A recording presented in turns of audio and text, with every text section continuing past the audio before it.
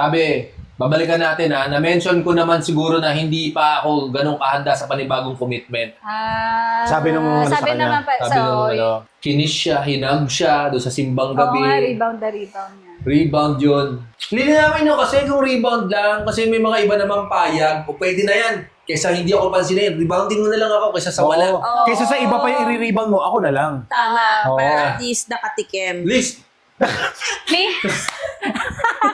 least Ano mga DJ Angel? Mga Angel ni DJ Angel. Ang ganda niyan. May magka-comment yan. At least nakatikim. DJ Angel 2025.